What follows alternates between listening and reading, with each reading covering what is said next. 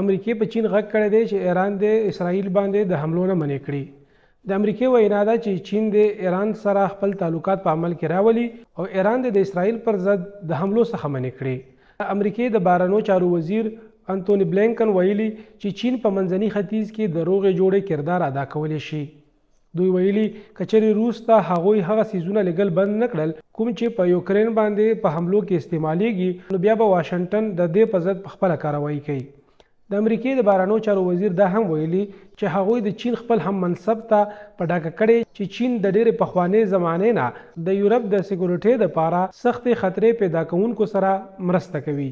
څرګنده دی وي چې په تیرو 10 میاشتو کې د امریکای د بهرنیو چارو وزیر چین ته دغه دویم تګ دی. دغه دورې سره د دواړو ملکونو ترمنځ په خبرو اترو او سفارتکارۍ کې پرمختګ مخې ته راغلی دی او ورسره د دواړو ملکونو ترمنځ تاوتریخوالی هم کم شوی دی. ولې د دواړو ملکونو ترمنځ تیر کال سخت تاوتریخوالی رامنځته شوی و د کمې چې د کمیدو کوشش روان دی. شي جی پینګ د جمعې په ورځ باندې ماسپښین په بیجینګ ښار کې د ګریټ هال آف پیپلز کې د انټونی بلینکن سره ملاقات کړی او په دې خبر یو سلا شوي چې په نومبر میاشت کې د امریکای هم منصب جو بایدن سره د ملاقات نه وروسته دواړو ملکونو ترمنځ غوره پرمختګ رامنځته شوی دی. د امریکای د بهرنیو چارو وزیر ویلي باید چې ملکونه یو بل سره په شریکه باندې مخ په وړاندې تګ وکړي او روزګار لا وده ورکړي او په خطه کې امن برقرار وساتي.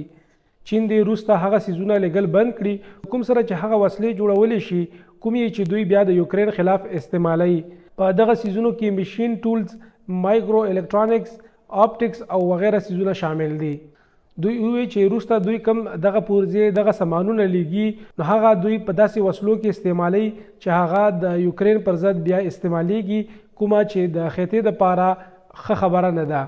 دوی دا هم ویلي دي چې چین روس ته نیغ په نیغه وسله نه ده ورکړې، هغه سیزونه یې ورکړي دي چې د هغې په مرسته باندې هغه وسلې دوی تیاروي. د امریکې په منځني ختیځ باندې مکمل جوور نظر دی او کله چې د ایران صدر پاکستان ته راغی او ورسره دلته معاهدې وشولې نو په هغې باندې هم یقینا امریکې ته زور میلاو شوی دی او دوی نه غواړي چې د ایران سره پاکستان تجارت وکړي ځکه چې یو پلو دوی په ایران باندې بندیزونه لګولي دي او که چېرې ورسره ګاونډي ملکونه تجارت کوي نو ورسره د هغوی اکانومي یا اقتصادیات ته فایده رسیږي کومه چې امریکا بالکل نه غواړي ځکه چې ایران د امریکې یو مخالف ملک دی او هر وخت یې د امریکې مخالفت کړی دی.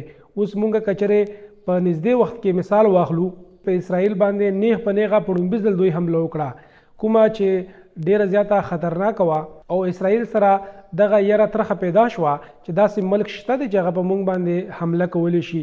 که چېرې د دغه ایران سره نور ملکونه ودرېږي د هغې سره تجارت شروع کړي او پټه مرسته ورسره شروع کړي یقینا د اسرائیل او امریکې دپاره دا د خطرې باعث ګرځېږي.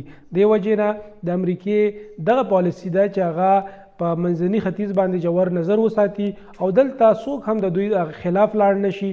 که چېرې د دوی خلاف ځي نو بیا د امریکې چې کومې فایدې دي کومې ګټې دي هغوی ته د هغې نه زیان رسیږي. په ننني دغه ویلاګ کې همدومره، بیا به حاضرېږو. د الله په امان.